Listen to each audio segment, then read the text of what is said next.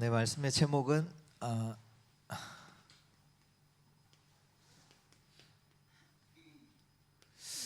숨은 사역입니다.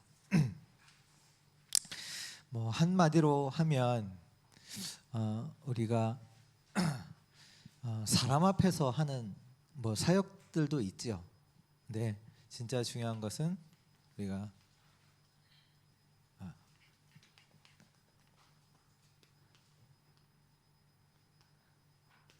하나님 앞에서 하는 겁니다. 이게 초대교회의 중직자들이 했던 사역입니다. 어떻게 보면 가장 어려울 때 거기에 필요한 하나님이 원하시는 일에 쓰임받던 자들이죠. 우리 이제 저번 달에 우리 중직자를 두고 먼저는 뭐냐, 개인이 살아남는 방법이 있어야 합니다. 다시 말해서 실제로 이 신앙을 유지할 수 있는 비밀이 있어야 돼요. 하나님 주시는 영적 힘을 얻을 수 있는 그 비밀이 있어야 돼요. 그 사도행전 6장에도 보면 하나님께서 누구를 선택을 하셨냐면 믿음 충만한 자, 성령 충만한 자, 지혜 충만한 자들을 집사로 세우셨잖아요. 나는 믿음 충만하지도 않고 성령 충만하지도 않고 지혜 충만하지도 않은데 라고 생각할 수 있지만 그게 아니라 그 영적 힘을 얻어야 된다는 얘기예요. 자, 여러분들 이 사명, 이 사역, 이 중직자라는 이 임직을 감당하기 위해서는 그렇잖아요. 하나님의 힘이 없으면 뭘로 하게요? 내 힘으로 하게요? 아니잖아요. 하나님 주신 영적 힘이 개인적으로 누릴 수 있는 힘이 있어야 되고, 그리고 분명한 것은 우리 중직자들이 먼저 하나님의 축복을 받아야 합니다. 축복을 했을 때는 뭐 많은 것 있겠지만 진짜로 말씀이 내게 역사하고 기도가 응답되고 이 부분이 되어진다는 얘기예요. 오늘 요한 3서 이 말씀도 내 영혼이 잘됨 같이 범사가 잘되고 강건하기를 내가 간구하노라. 이 하나님의 축복이, 이 축복 받아야 돼요.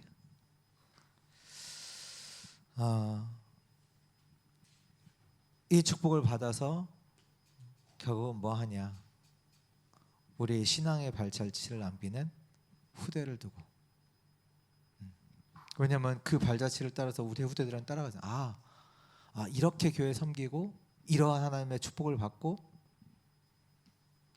후대들을 남기는 거. 이게 우리가 받아야 될 응답이죠. 그래서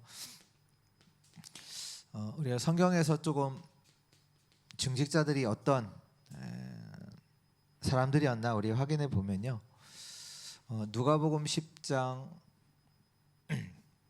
1절에서 20절 말씀 보면 70인 나오죠. 예수님 이 70인이 누구였냐? 어떻게 보면 이름이 없어요. 뭐 물론 드러난 몇 명도 있지만 거기에 70인들이 거의 다 이름 없는 자들이에요.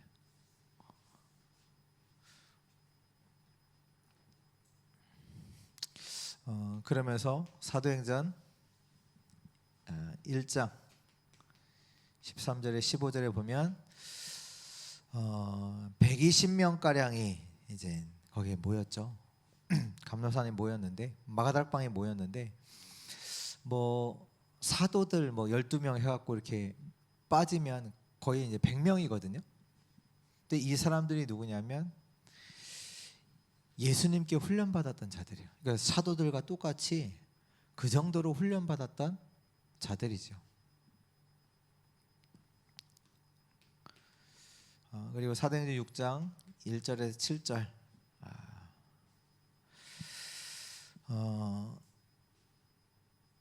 이들은 누구냐? 아까도 말했듯이 믿음 충만, 성령 충만, 지혜 충만. 이 얘기는 이들이 늘 하나님 앞에 섰던 사람들이라는 얘기잖아요. 하나님 주신 힘을 얻고 하나님 주신 은혜를 얻고 능력을 얻고 늘 하나님 앞에 섰던 사람들. 저와 여러분들도 이 하나님의 능력을 늘 이 축복을 받는 자들 돼야 하는 줄 믿습니다.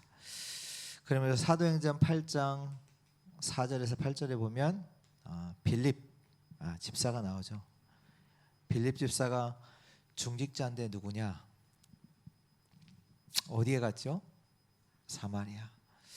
근데 그 사마리아의 성에 갔다는 것 자체가 뭐냐면 사도행전 1장 8절 말씀을 성취시킨 자예요. 어떻게 보면 사도는 그냥 딱 예루살렘에 딱 있었지만 누가요? 빌립 집사가 모든 이념, 자기의 역사 뛰어넘어서 사마리아에 가서 복음 전해요. 그러니까 어떻게 보면 말씀을 성취시키는 그 사람이었고요. 사도행전 9장 1절에서 43절에 보면 여기에도 마찬가지로 평신도 중직자들이 현장에 쫙 깔려 있어요. 여기는 뭐 다비다라는 이름도 나오고 여러 이제 이름 나오지 않는 평신도 중직자들이 딱 나와요. 근데 이러한 사람들은 이름도 없고 뭐 명예도 없고 그러나 현장에 이런 사람들이 쫙 깔려 있던 거죠.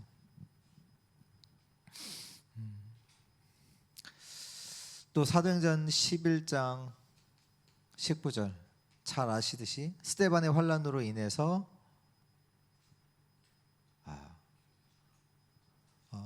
이제 제자들이 흩어졌단 말이야. 근데 이 여기서 안디옥 지역에서 복음 운동하고 교회를 세운 사람이 누구냐? 중직자 중심, 중직자들이 세웠고요. 여기 교회가 이제 주의 손이 함께하고 주의 은혜가 보이니까 예루살렘 교회가 듣고선 그때 이제 바나바를 이제 파송을 하죠. 그 누굴 통해서?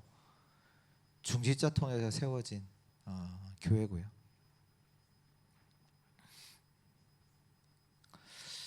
그리고 사도행전 1장 1절 여기 보면 내가 먼저 쓴 글에는 이러면서 이제 누구한테 보내는 편이에요? 데오빌로라는 그만큼 한 중직자가 영향력을 끼치고 있고 또 잘 아시는 이제 가이오 같은 사람은 뭐였냐면 온 교회를 돌보는 그러니까 중직자 한 명이 서니까 완전 교회도 살아나는 그 역할을 했던 사람이 누구냐?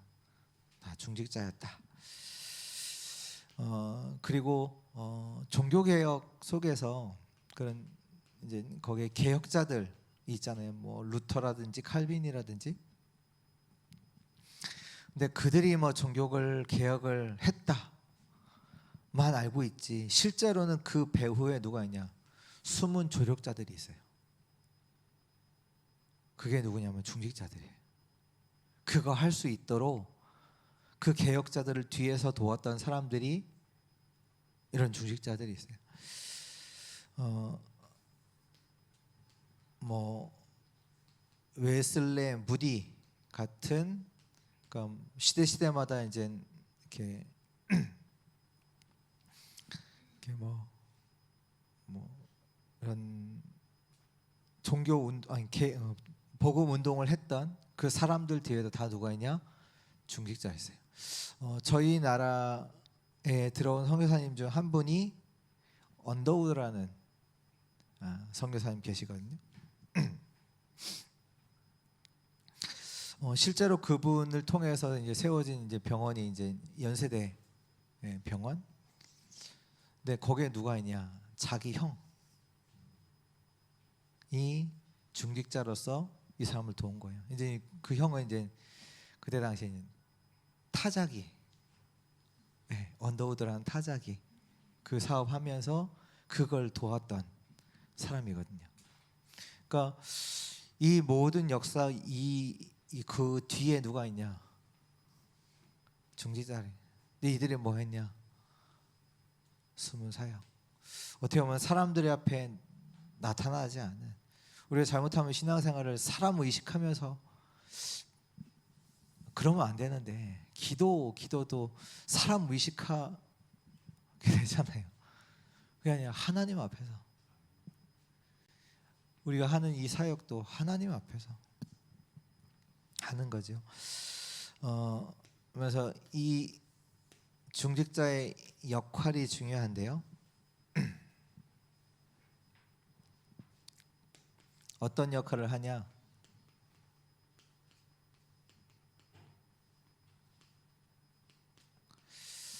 중간 사역자 역할.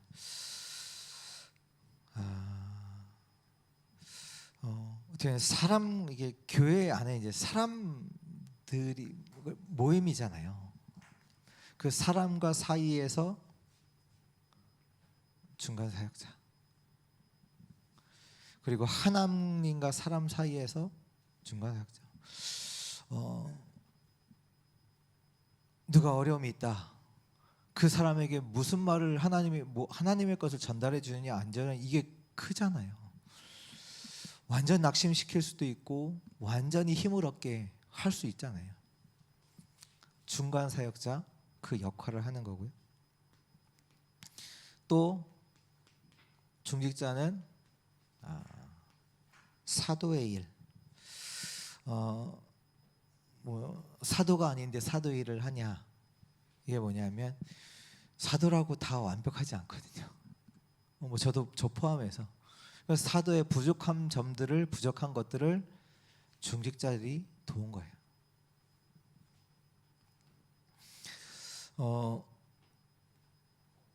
이 말씀에도 그렇게 나와 있잖아요. 교회 안에 갈등이 생겼잖아요. 구제라는 것 때문에. 아무래도 교회 안에 과부들이 많았던 것 같아요. 그래서 이제 돕는데 어떤 사람에게는 도움의 손길이 가고 어떤 사람에게는 이렇게 빠지게 된 거죠. 이제 그 때문에 교회 안에 갈등이 있잖아요. 그때 이제 교회 안에서 뭘 해요? 중직자 7 집사를 세우잖아요. 그래서 베드로가 얘기한 게 뭡니까? 우리는 말씀과 기도에 전무하겠다. 그러니까 그 일은 그 중직자를 세워서 중직자들이 나머지는 완전 감당할 수 있도록 교회 일을 할 수 있도록 이렇게 맡기죠. 그 역할을 하는 것이 중직자고요. 특히 언제 하냐? 어려운 시기 가운데.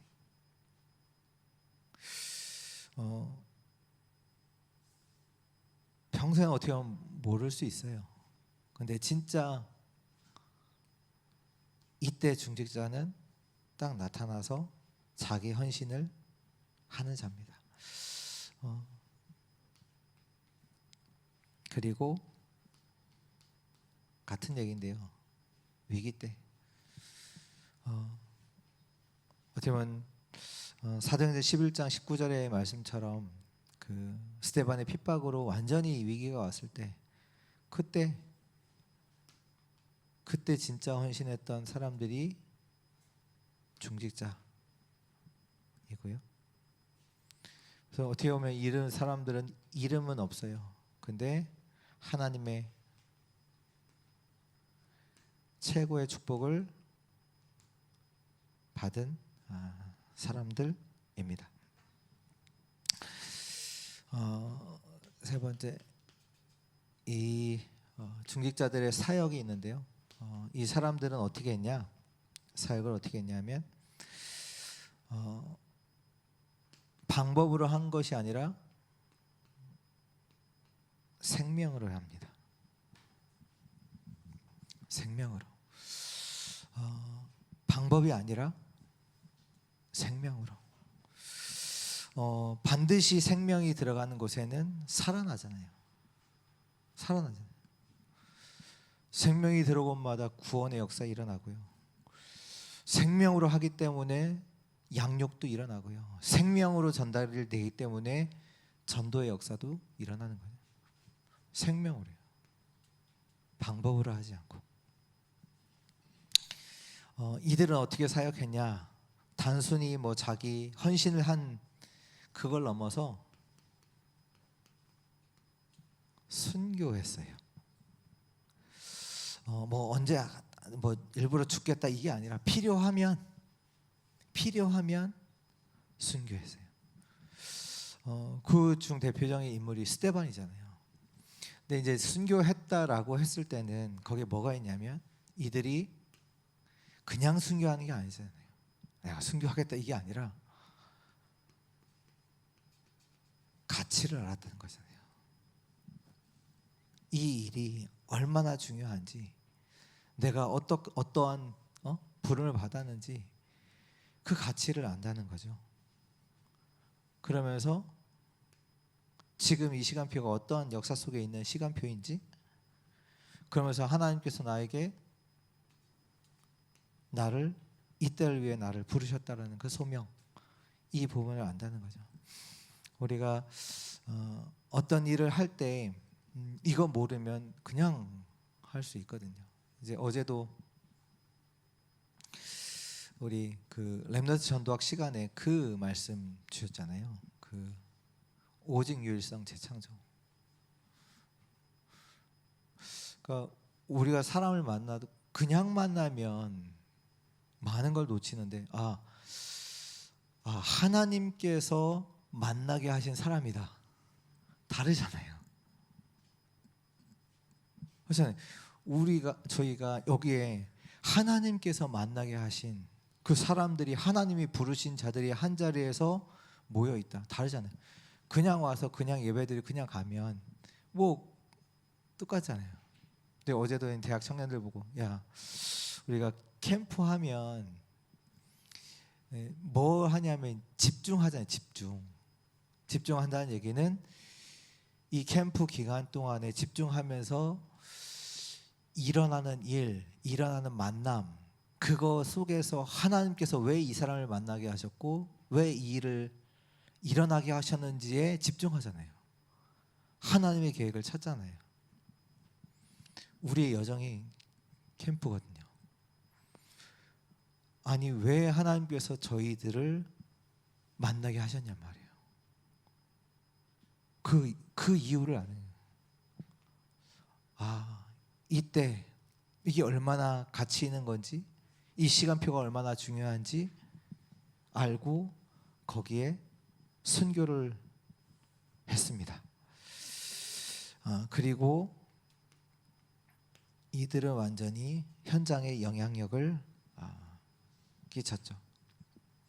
막 자기 뭐 한 거 이것 가지고 막 설치고 하는 게 아니라 완전히 현장을 바꿀 만큼 영향력을 줬던 사람들이고, 그리고 많은 사람들이 자기가 한 걸 두고 내가 뭐 했다 공로를 말하잖아요. 근데 이들은 누구였냐? 자기를 부인했던 사람들이죠.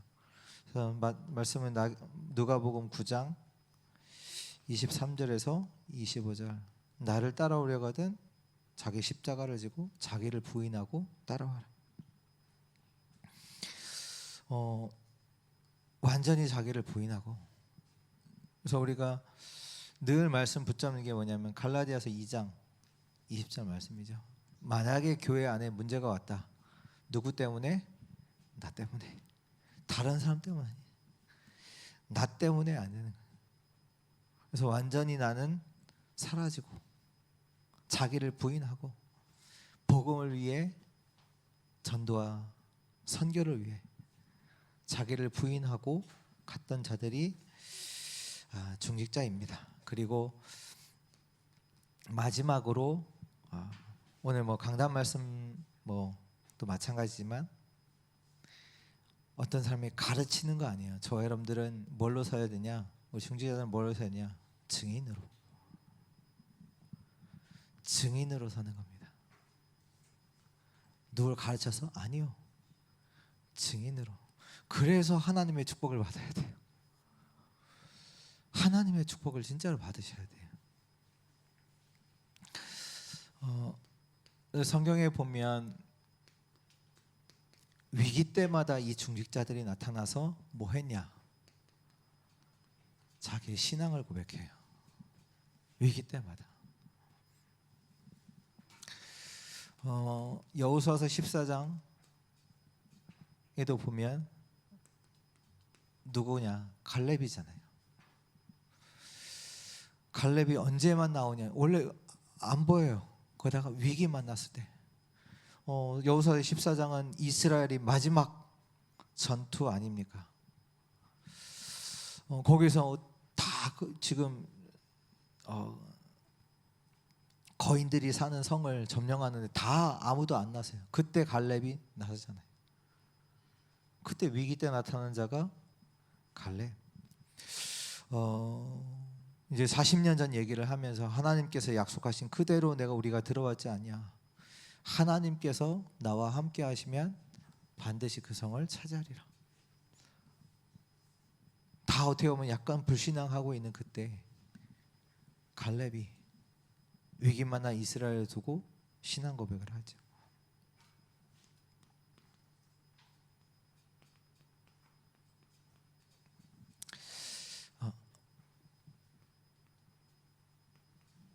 사도행전 7장에도 이스라엘이 다 모여 있을 때 그때 스데반이 자기의 신앙을 고백합니다. 예수 그리스도 그 신앙을 고백해요. 스데반이 누구냐? 중직자.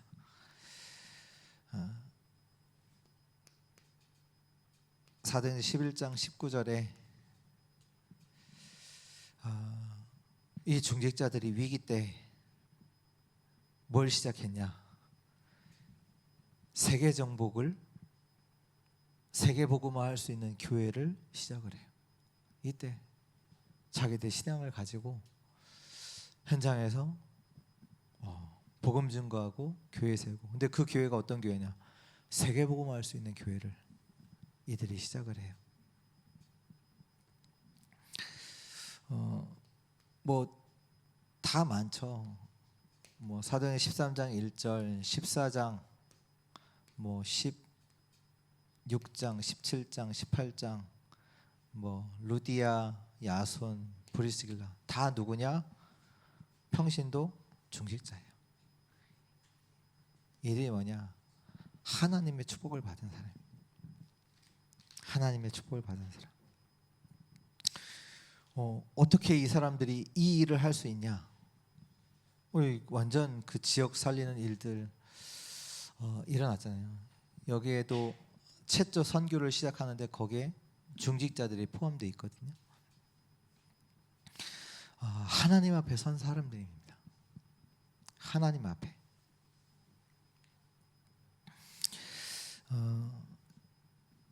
그 시대마다 뭐와의 싸움이냐면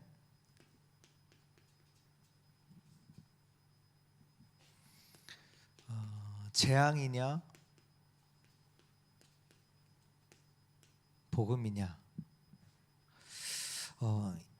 이것이 계속 반복이 됩니다.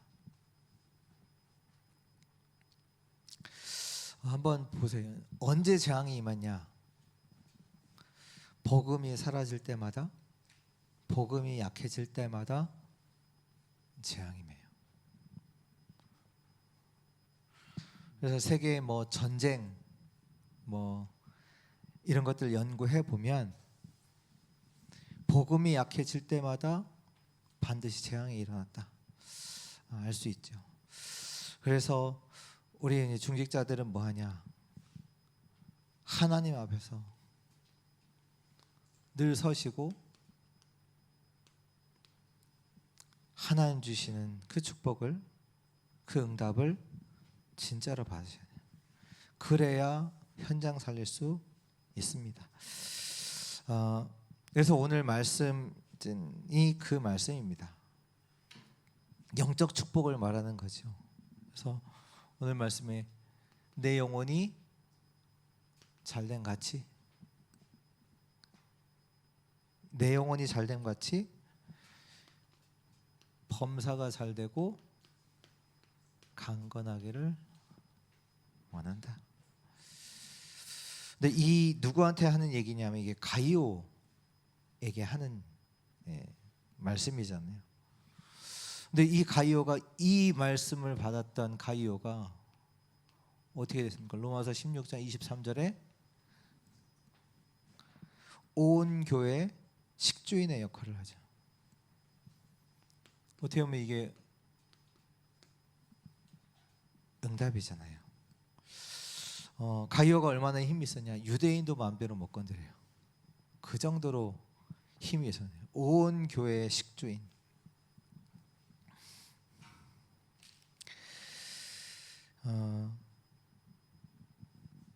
진짜 하나님의 영적인 축복을 영혼이 잘됨 같이 범사가 잘 되고 강건하게 되기는 이 영적인 축복을 실제로 받는 우리 모든 교회 중직자 되시기를 예수 그리스도의 이름으로 축복합니다.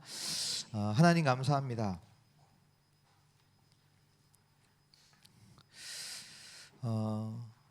많은 혼란과 시대의 재앙 앞에서 또 앞으로 올 문제 앞에서 우리 교회 중직자들이 하나님의 영적인 축복을 가지고 세상 살리는 그 일이 일어나게 하여 주옵소서. 위기 만났을 때마다 정말로 그 위기만한 현장을 살리고 치유하는, 특히 교회를 살리는 그 일에 이름 없이 쓰임받는 자들 되게 하여 주옵소서. 하나님을 섬기는 데 있어서 하나님 새 힘을 허락하시고 새 지혜를 허락하시며 전혀 부족하지 않도록 하나님 주신 힘을 가지고 교회 살리게 하여 주옵소서.